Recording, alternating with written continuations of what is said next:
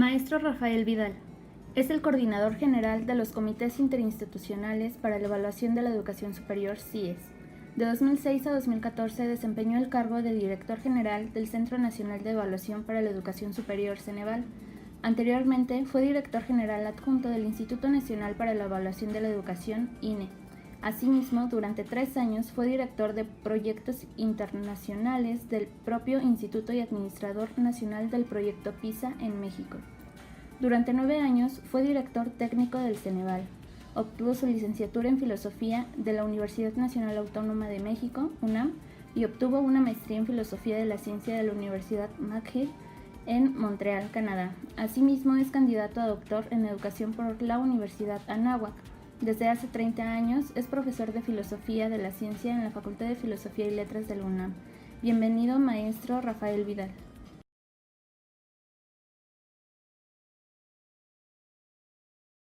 Buenos días a todos y a todas. Muchísimas gracias a la Facultad de Medicina de la UNAM por la invitación a este foro de la evaluación por competencias en la educación superior. Muchas gracias al director de la facultad y a los organizadores del evento. Como ustedes ven, la ponencia, pues me pidieron que hiciera una presentación sobre el estado actual de la evaluación educativa en instituciones de educación superior en América Latina, en educación superior y su perspectiva de cómo está la educación superior, y pues voy a tratar de demostrar cómo ha evolucionado esto y lo que se está haciendo actualmente en ese sentido. La evaluación de centros escolares la podemos rastrear, de hecho, hasta mediados del siglo XIX. Si uno se remonta un poco a la historia de cuándo se empezó a hacer la evaluación de las escuelas, digamos, se puede uno ir hasta 1840 en Inglaterra, que empezaron a preocuparse por esa cosa. Claro, estamos hablando de educación básica, pero hasta allá puede uno rastrear cuando les empezó a entrar la preocupación a alguien de que tenía que evaluarse la educación. Concretamente, el asunto de la educación superior se puede rastrear hasta 1890 con las primeras asociaciones de instituciones de educación superior que querían hacer evaluación. Los primeros estándares para evaluar la educación superior son del año 1909, o sea, de hace más de 100 años. La primera acreditación de instituciones de educación superior también se puede rastrear hasta 1913, y la fundación del American Council of Education on Education es de 1918, que es el equivalente un poco a lo que nosotros tendríamos acá con la ANUYES. La acreditación concretamente de programas educativos, la de programas de ingeniería, es de 1932, es la ABET, que es la asociación de evaluación de ingenieros más antigua que hay. Empezó a operar en 1932 y sigue operando, siguen haciendo cosas como esto que ustedes conocen, que es la evaluación y acreditación de programas escolares de educación superior. El Educational Testing Service, que es un organismo como el Ceneval, toda proporción guardada, porque allá son como 3,000 personas las que trabajan en el Educational Testing Service, se fundó en 1948, que es un organismo para la evaluación, pero más bien de las personas y no de las instituciones o de los programas. Pero esos datos son de esa fecha.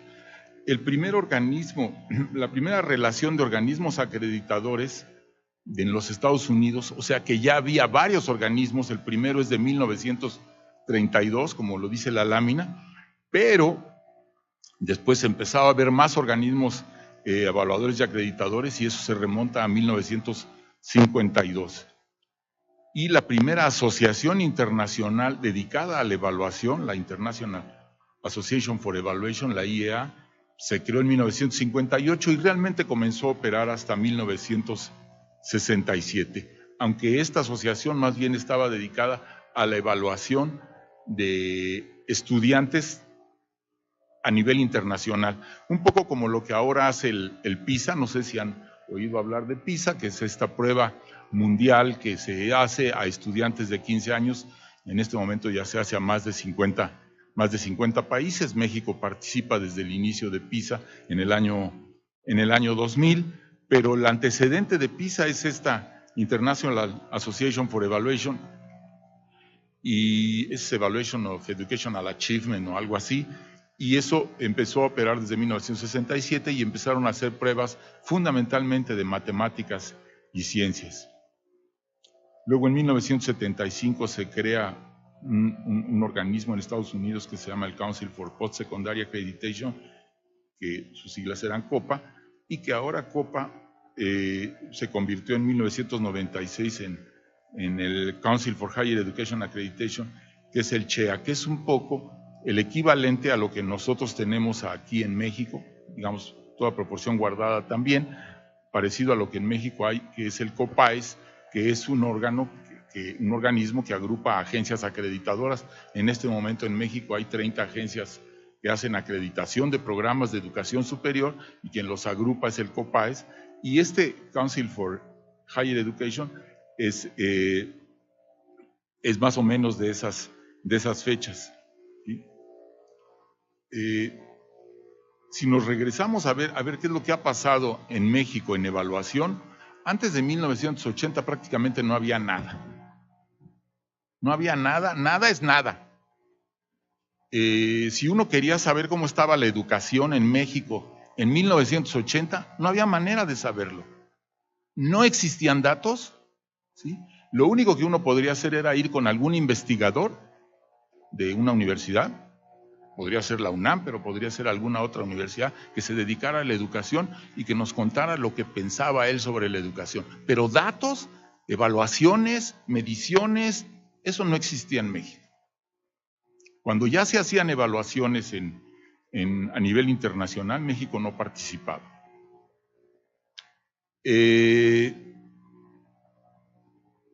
Por ejemplo, si ahora tenemos datos, por ejemplo, de cómo está la educación básica, lo sabemos por el INEE, lo sabemos por PISA, en fin, y tenemos los datos y son públicos, puede uno ir y bajar las bases de datos para saber cómo está el estado de la educación nacional. Antes no existían, esos datos nomás no existían en ningún lado porque México no medía, no se hacían mediciones de nada. Tampoco se hacían evaluaciones. Las primeras evaluaciones, fue esto como esto lo muestra la lámina, del Sistema Nacional de Investigadores es de 1984. La Comisión Nacional para la Evaluación de la Educación Superior es de 1989. En el 89 que se crea esta comisión, la CONAEVA, los rectores de las universidades, de las grandes universidades del país, se oponían a la evaluación, literalmente. No querían nada. Incluso se decía que se violaba la autonomía si llegaban los evaluadores a las instituciones de educación superior. Ese panorama, por supuesto, ya cambió, pero les puedo decir que en 1989 no había eso. Con muchos trabajos, las autoridades educativas y la NUYES y todos estos lograron constituir los comités interinstitucionales para la evaluación de la educación superior, los CIES, en 1991, con la promesa a las instituciones de que no les pasaría nada, que lo único que iba a haber eran recomendaciones, y se terminaron. Esa era la situación en 1991. En 1994 se creó el Ceneval. Yo tuve oportunidad de estar ahí en el nacimiento del Ceneval. Incluso yo tenía que ir a convencer a los rectores de que se hicieran las evaluaciones, y los rectores ni siquiera comprendían qué cosa era eso, cuáles evaluaciones, para qué. Eso era el panorama en el 94. El primer organismo acreditador de programas de educación superior, que fue el CACEI, el Consejo para la Acreditación de la Enseñanza de la Ingeniería, es de 1994 también, el primer organismo. O sea que nosotros podemos decir Eso que se creó en Estados Unidos en 1932, su equivalente se creó en México en 1994. ¿Sí? Y el COPAES, que es el órgano que agrupa a los organismos, a las agencias evaluadoras, es del año 2000 apenas. Bueno, ¿qué cosa es? Eso es para que tengan una idea del panorama de cómo está la cosa. Ahora tenemos muchísimas más agencias, ahora en un momento las muestro. ¿Qué cosa es el aseguramiento de la calidad? ¿Sí? Bueno, el aseguramiento de la calidad, especialmente en la educación superior, es un término genérico que se utiliza para referirse a cualquier forma de monitoreo externo de la calidad, ya sea evaluación, revisión, etcétera, y puede ser definido como el proceso para darle garantía a las partes interesadas, los llamados stakeholders en inglés, que la provisión de los servicios de educación, ¿sí?, cumplen razonablemente bien con los propósitos y las expectativas, ¿sí?, y cumplen con algunos estándares. Eso es lo que se conoce como aseguramiento de la calidad. Aquí hay una definición que no es mía, es de estos autores que están mencionados ahí en la cita.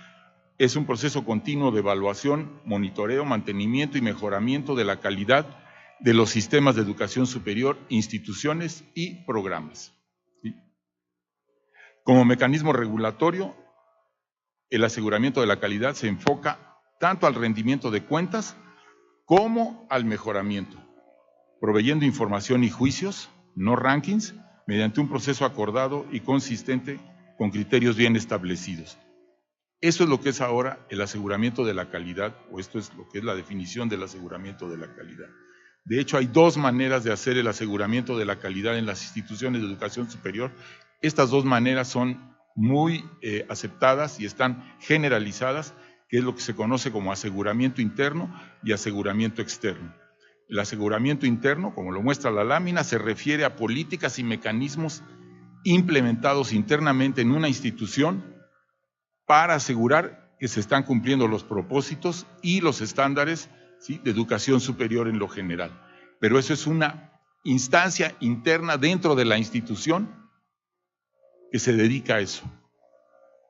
El aseguramiento externo se refiere a las acciones de algún órgano externo, que puede ser una agencia, como lo son los CIES, por ejemplo, ¿sí?, o algún otro órgano externo, ¿sí?, que evalúa la operación de la institución o de sus programas, y también para evaluar si están cumpliendo o no con estándares. Las dos versiones funcionan. En Inglaterra, por ejemplo, hay 148 universidades, en el Reino Unido creo en general, que están reconocidas como tal, como universidades, y cada una de esas 148 universidades tiene su propio mecanismo interno de aseguramiento de la calidad. ¿Sí? No hay, digamos, como acá, que nosotros, las agencias externas, somos las que vamos y hacemos las evaluaciones. Hay tres maneras de hacer el aseguramiento de la calidad. Una es la llamada audit, la otra la evaluación de calidad y la otra la acreditación. Las explico. El audit es un proceso que no evalúa la calidad en sí, sino el mecanismo interno de la institución o el programa, ¿sí?, para ver cómo opera el aseguramiento de la calidad dentro de la institución. Esto es lo que les mencionaba hace un momento. Por ejemplo, en el Reino Unido hay una agencia, la QAA, la Quality Assurance Agency, que opera en el Reino Unido, y que lo que hace es ir y visitar al órgano interno que está en la institución dedicado al aseguramiento de la calidad. Y ese órgano interno se le hace una especie de auditoría, que es lo que querría decir aquí la palabra audit, para ver si está funcionando adecuadamente. No llega a evaluar cada programa, sino que el órgano interno es el que hace las evaluaciones, y la agencia lo que llega es a evaluar si el órgano interno opera bien. La auditoría o el audit es operado generalmente por una agencia externa, ¿sí?, y por supuesto revisa cuáles son los procedimientos de aseguramiento de la calidad de una institución, ¿sí? La evaluación de calidad, por otro lado, es el conjunto de actividades y procedimientos realizados por un cuerpo externo a la institución educativa para evaluar la calidad, ya sea de la institución o del programa, ¿sí? Y ofrecer un conjunto de recomendaciones, ¿sí? Esto, por supuesto, no conduce a ningún reconocimiento formal, ¿sí? Ni tampoco produce ningún ranking. Esto es lo que solían hacer los CIES cuando se fundaron, en el 1991. Esto que está mencionado en esta lámina. Y, finalmente, lo más conocido, lo más reconocido por todos, es la acreditación, que es el proceso por el cual una agencia, generalmente externa y generalmente no gubernamental, evalúa la calidad de una institución o un programa educativo para reconocer formalmente, ¿sí?, que esa institución o ese programa educativo satisface estándares o criterios previamente establecidos. Y esto sí conduce a un reconocimiento, que es lo que se conoce normalmente como acreditación. ¿Sí? Los reconocimientos o las acreditaciones que se otorgan a las instituciones de educación superior y a sus programas, lo que hacen es darle garantía a la sociedad que la institución o sus programas tienen propósitos claros y que tienen condiciones que hacen suponer que esos propósitos que se han puesto pueden ser logrados y que lo van a seguir haciendo en el futuro, porque tienen las condiciones para ello. ¿Sí? Hay dos maneras de hacer la evaluación de la educación superior. Una, típicamente, que está basada en estándares, y otro enfoque que es el llamado adecuado al propósito. ¿Cuáles son las dos maneras de hacer esta llamada evaluación externa y acreditación de las instituciones y de los programas de educación superior? El enfoque típico basado en estándares es la idea de que existe un conjunto de estándares o criterios privilegiados o claves, ¿sí?, así como en inglés les dicen golden standards, ¿sí?, que un programa debe satisfacer y que esos estándares deben cumplirse sin excepción.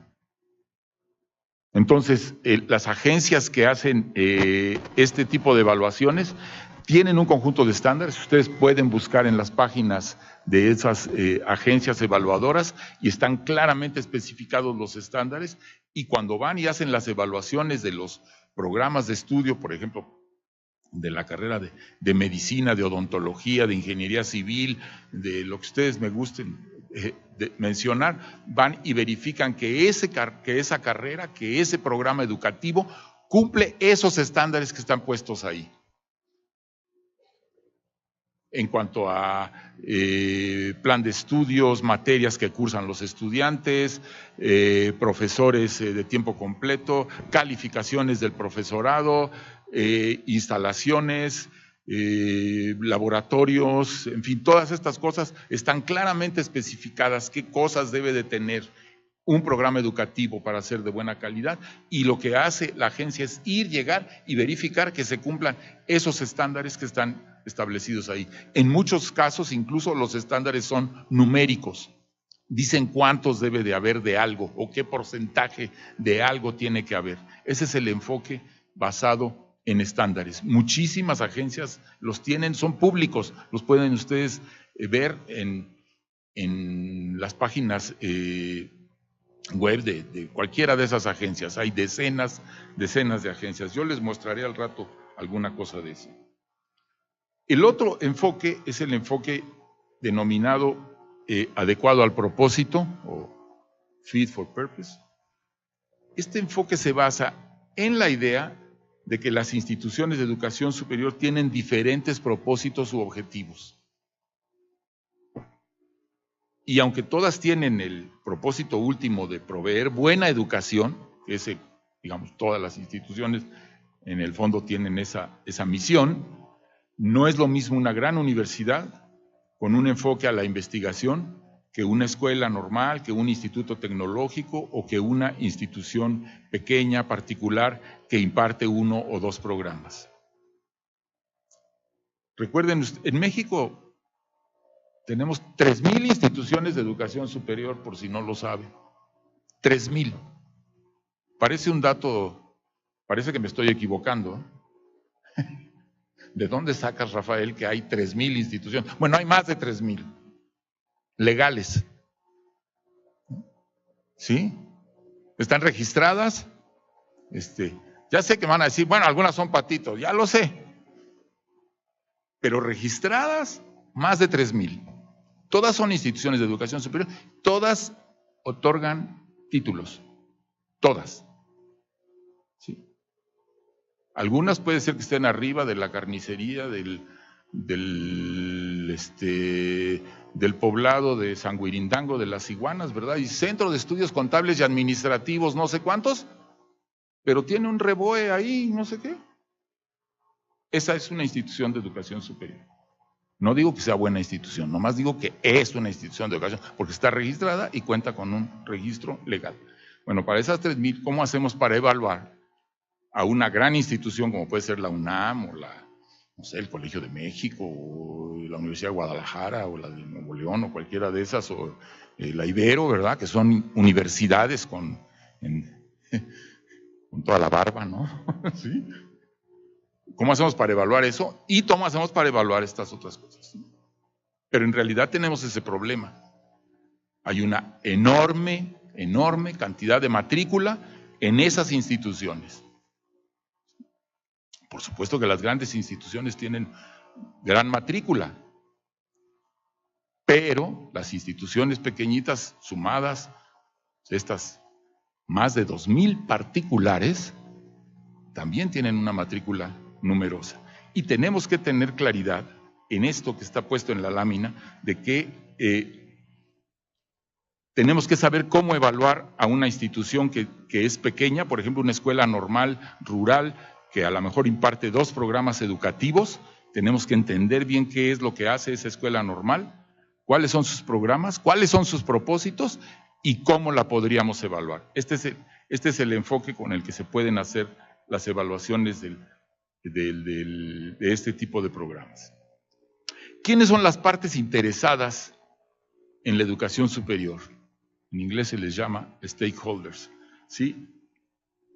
Esa traducción, creo que la mejor que hay es parte interesada. Las partes interesadas en la educación superior son, por supuesto, los estudiantes y los padres de familia de los estudiantes, las instituciones mismas de educación superior y la academia que está en las instituciones, ¿sí? Los órganos de gobierno de las instituciones de educación superior son partes interesadas en la educación superior. Las asociaciones de profesionales, por ejemplo, la asociación de contadores, la asociación de médicos, la asociación de odontólogos, la asociación de lo que ustedes me digan, ¿sí? Pediatras, los empleadores, ¿sí? Y el gobierno. Esas son las partes que están más interesadas en la educación superior. Y este cuadro les muestra algunos usos, ¿sí?, de la evaluación de la educación superior por las diferentes partes interesadas. ¿O cuál es el interés que tiene esta llamada parte interesada en la educación superior? Los estudiantes, por supuesto que tienen interés porque lo que quieren es recibir buena calidad educativa. ¿Sí? Les interesa también seleccionar las instituciones o programas donde deben de estudiar. Les interesa muchas veces dar certeza a las transferencias entre las instituciones de educación superior. Si estudio esta parte aquí y luego me voy a esta otra, ¿qué tal si la otra no es tan buena como esta donde yo estoy estudiando? O incluso es mejor, puede ser, pero este es el tipo de cosas que tendríamos que saber. Y por supuesto les interesa dar facilidades para la empleabilidad al egreso. Esto es el interés que tienen los estudiantes en la calidad de la educación superior.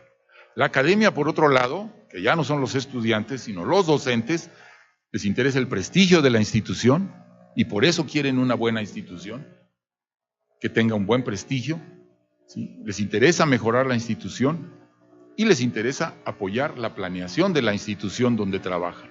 Por eso es que la academia está interesada muchísimo en la buena calidad de la educación. La academia no puede, digamos, interesarle recibir buena calidad educativa porque son los No son quienes están recibiendo, son los quienes lo ofertan, ¿no? Pero ¿por qué les podría interesar la buena calidad? Bueno, para trabajar en una institución prestigiosa. A los órganos de gobierno de las instituciones de educación superior lo que les interesa es la rendición de cuentas.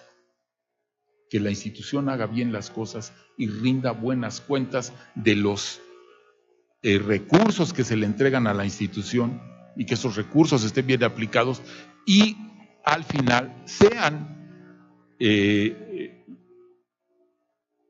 lo que deben de ser para la buena educación, esos recursos, y que no se desvíen como recientemente ha pasado por ahí en las noticias, que los recursos se van a otras cosas y no a la buena educación.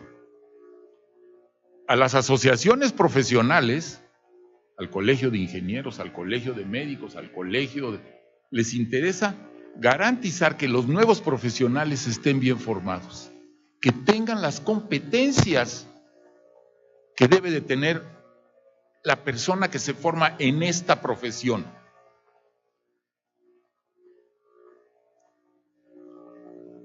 A los empleadores, por supuesto que lo que quieren es contar con personal calificado para incorporarlo a los procesos productivos. Y al gobierno lo que le interesa es, por supuesto, asegurar la calidad de la educación superior, tener claridad para la elegibilidad para los subsidios y los apoyos, establecer políticas para la educación superior y asegurar una fuerza laboral calificada. Estas son las partes interesadas en la educación superior y los intereses que tienen cada uno distintos según su papel. ¿Sí? ¿Cuáles son las etapas que tenemos en la acreditación de programas? Las grandes etapas. Esto es general, en todo el mundo lo usan, especialmente para los procesos de evaluación y acreditación, y consiste en que las instituciones que van a ser evaluadas, que van a ser sometidas a un proceso de evaluación de la calidad, tienen que elaborar un autoestudio. Generalmente ese autoestudio se hace con un esquema que la propia agencia proporciona. No es un autoestudio donde digan lo que quieran. En 1989, esta es una anécdota, cuando se estaba creando la CONAEVA, cuando todavía no se creaban los CIES, en 1989 se les pidió a las instituciones de educación superior del país, a las grandes instituciones, por supuesto a la UNAM también, se les pidió que hicieran una autoevaluación y que eso fuera lo que entregaran. Fue lo único que aceptaron los rectores en 1989, una autoevaluación. ¿Con qué esquema? Con el que cada quien se le diera su gana. Y dijeron lo que quisieron decir. Ahora no es así. Ahora las instituciones de educación superior que son evaluadas reciben un esquema y sobre ese esquema hacen su autoevaluación. Después, cuando la autoevaluación está terminada y la entregan a la agencia, se lleva a cabo una visita en sitio por un equipo externo de la agencia especializada que va y revisa lo que está dicho en la autoevaluación y realiza una visita generalmente de 3 días y finalmente, dependiendo de los resultados de la visita, hay una decisión por un cuerpo calificado de expertos al que generalmente se le conoce como comité académico. Esa decisión generalmente conduce a un reconocimiento, por ejemplo, a una acreditación. Esto es el esquema general. Lo usa la ENCA en Europa, lo usa el CHEA en Estados Unidos, lo usan en Australia y lo usamos nosotros en México. Las 30 agencias de COPAES y esta agencia llamada CIES. ¿Cuál es el contexto de la educación superior en México? Nosotros tenemos una población de más de 120 millones, tenemos una matrícula total de 34 millones de personas en el sistema educativo nacional, en todo el sistema, desde preescolar hasta posgrado. La matrícula de educación superior dice ahí 4.2 millones, si ven las estadísticas del día de hoy, les va a decir que son 4.4 en la SEP, pero por ahí va.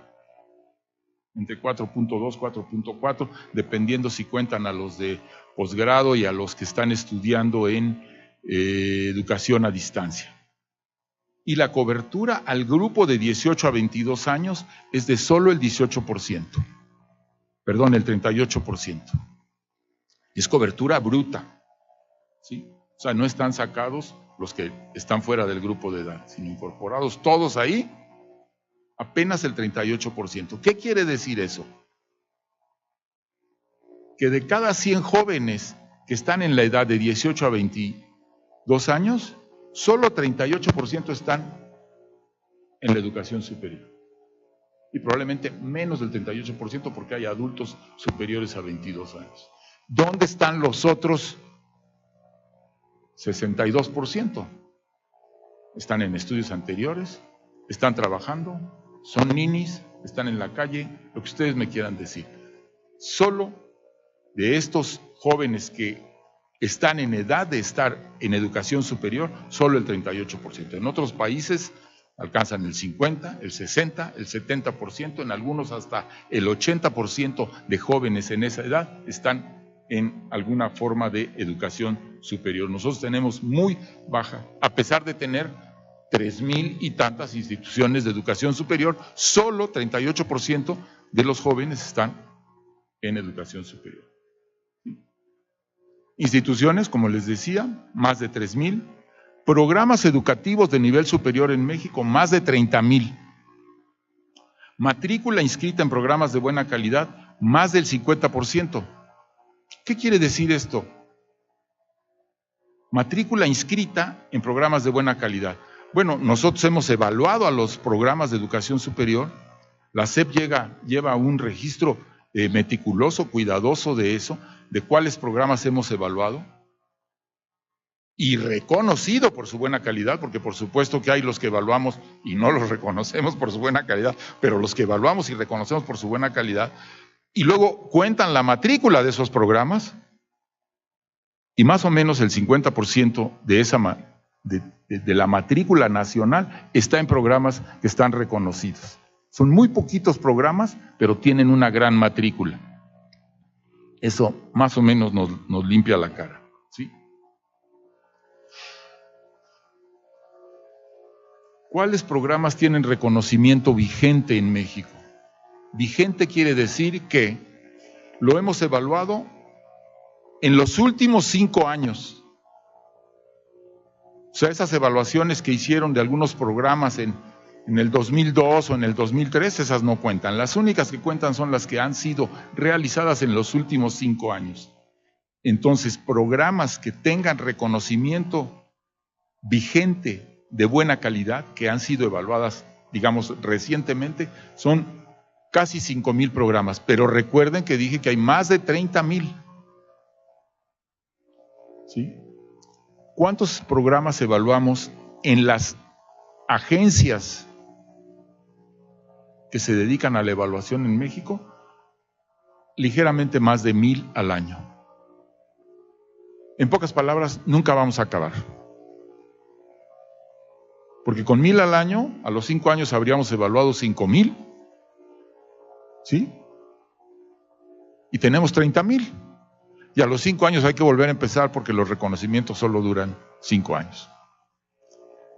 En esos 34 organismos que están en la lámina, organismos dedicados al aseguramiento de la calidad, que son el CIES, el COPAES, que agrupa a 30 agencias evaluadoras, una por cierto para medicina, el Ceneval, que el Ceneval evalúa personas, pero tiene un programa especial para evaluar programas, a los alumnos del EGEL, que cuando un programa dice yo quiero estar en el padrón de alto rendimiento del Ceneval, todos sus alumnos toman el EGEL y cuando salen muy bien esos estudiantes, entonces entran a ese padrón de alto rendimiento. Por eso lo incluyo aquí, porque obviamente el Ceneval no está dedicado a la acreditación, pero tiene un padrón de alto rendimiento.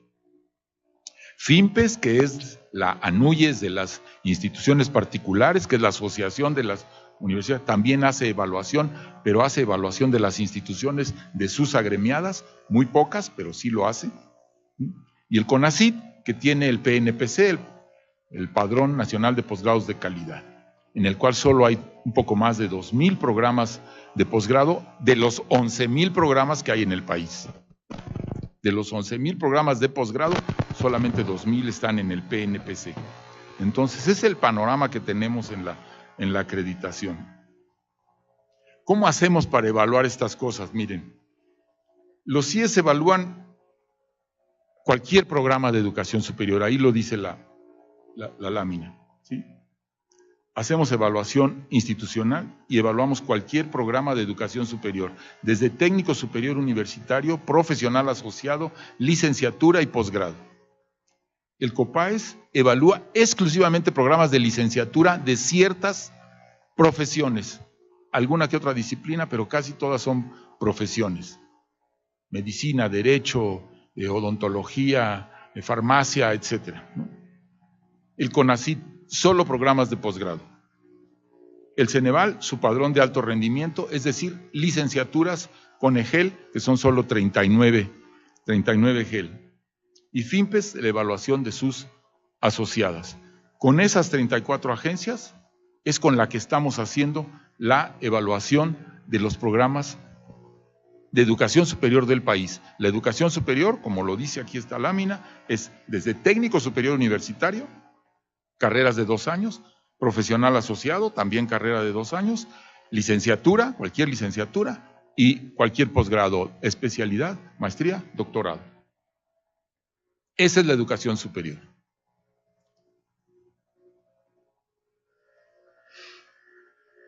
Esta lámina tiene demasiados números, pero la explico. Aquí están los subsistemas de educación superior que hay en el país. En esta columna de la izquierda están estos subsistemas, la lista de subsistemas, desde las universidades públicas estatales, que son 34, cada estado del país tiene su propia universidad autónoma, casi todas son autónomas, 3 estados tienen 2, que es Campeche, Chihuahua y Sonora, y el resto tiene su propia universidad. Toda esa, la matrícula total de esas 34 instituciones es de 1,108,000. La matrícula llamada evaluable, ¿qué es evaluable?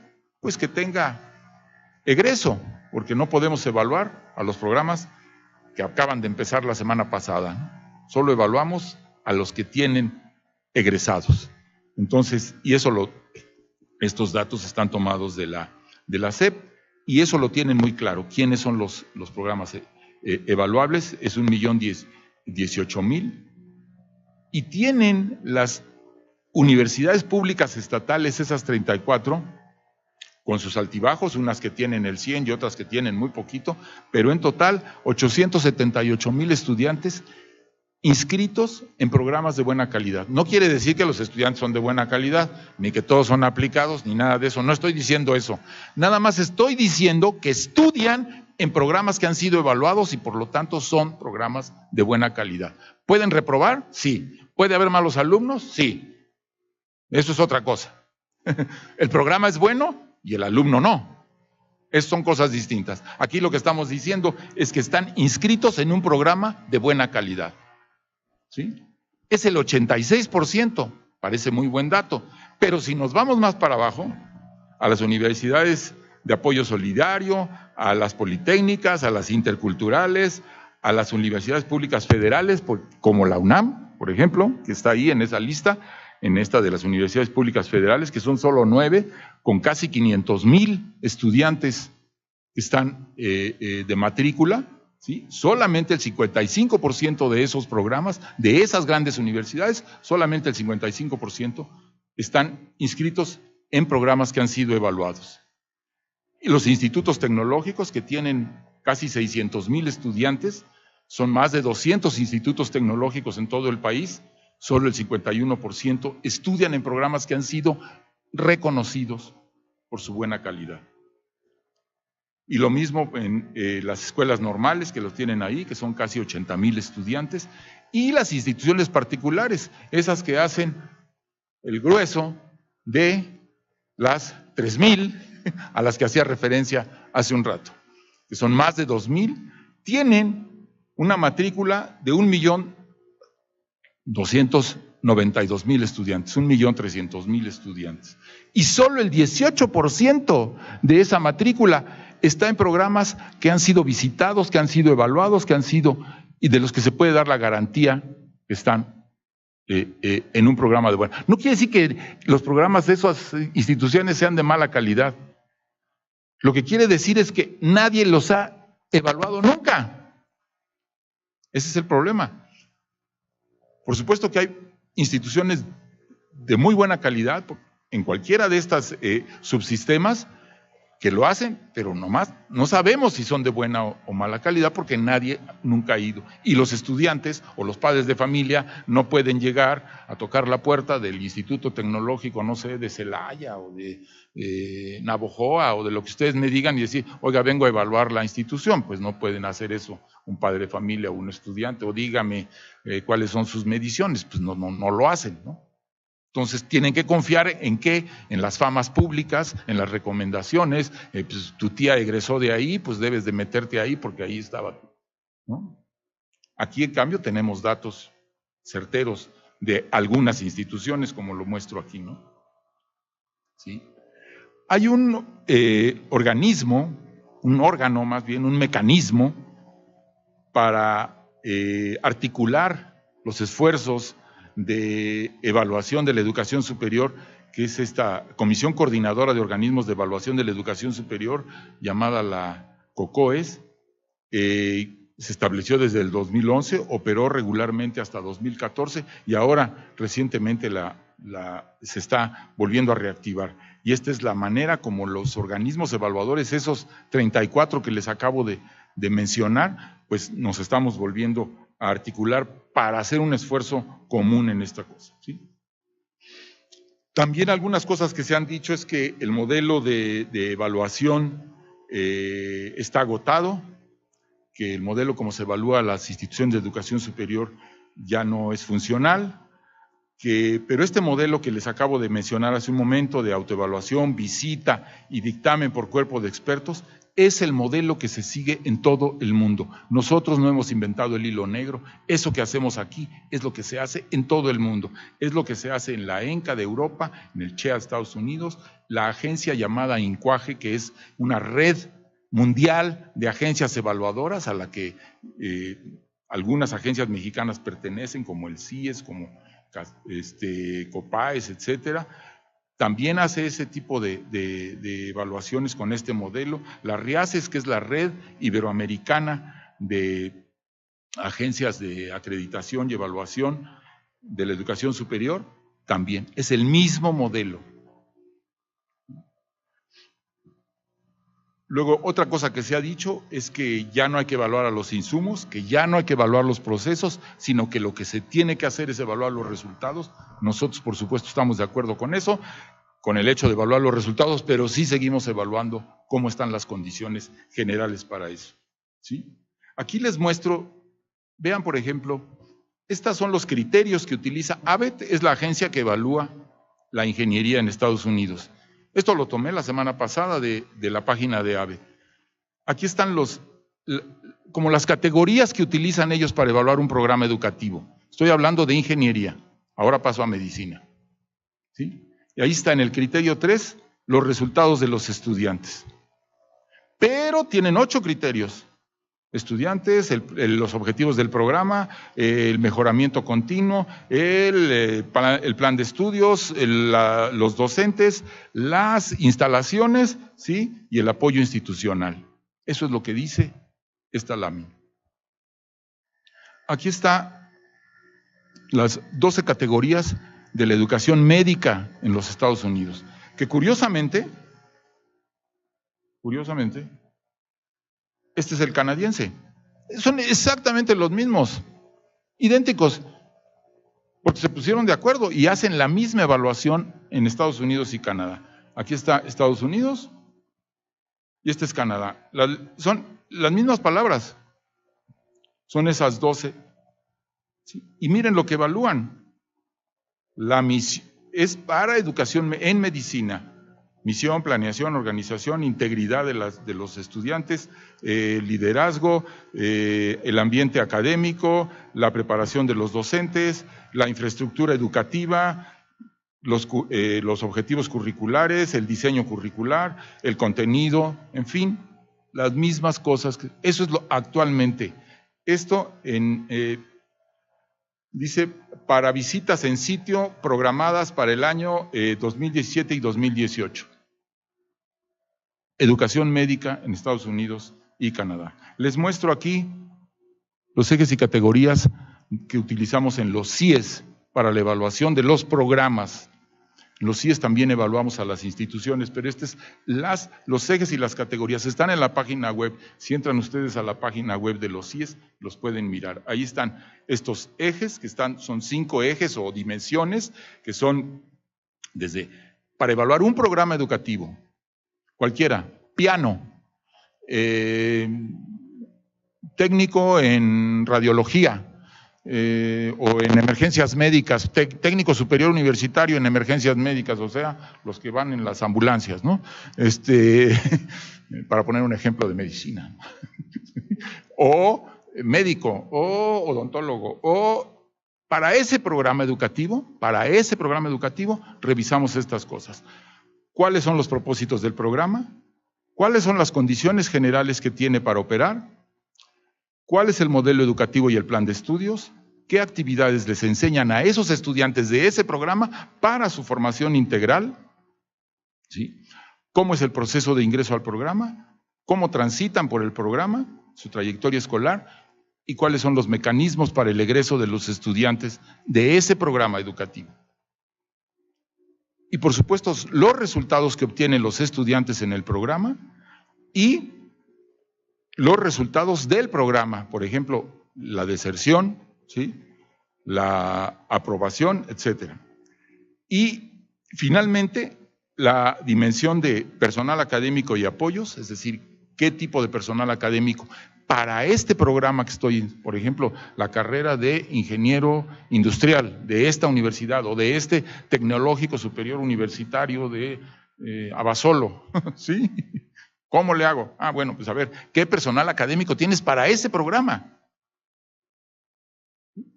O la carrera de medicina de la Escuela Patito, Juan Pérez, que está en no sé dónde, ¿verdad? A ver, si nos dicen que vayamos, vamos y preguntamos por el personal académico para este programa de medicina. Y por supuesto, la infraestructura para ese programa.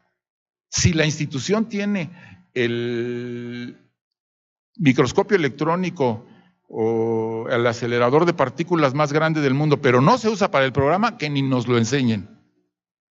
¿Sí? Que no nos vengan a presumir que el doctor tal es premio Nobel. ¿Da clases en el programa? No. Bueno, entonces no lo cuente. ¿Sí?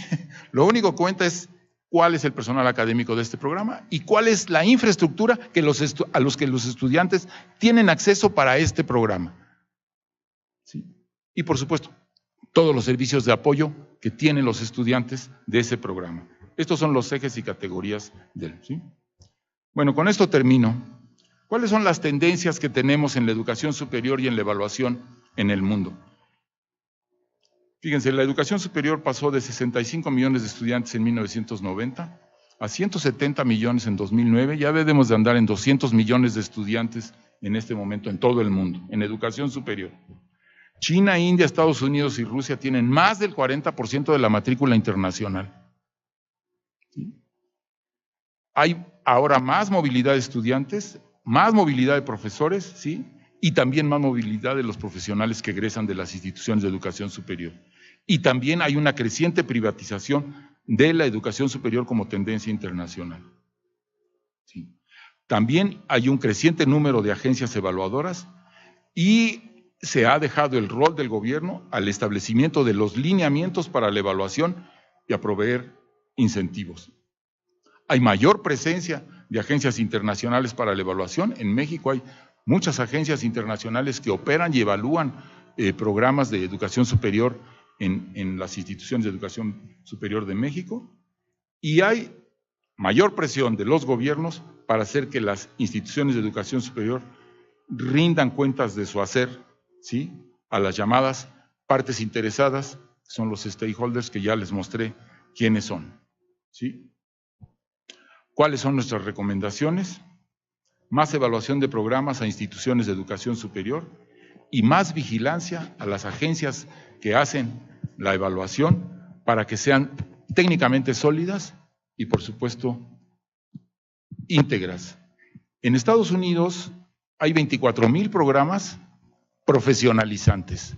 No cuento los que no son profesionalizantes, solo los profesionalizantes, como medicina, derecho, arquitectura, contaduría, esos son 24,000.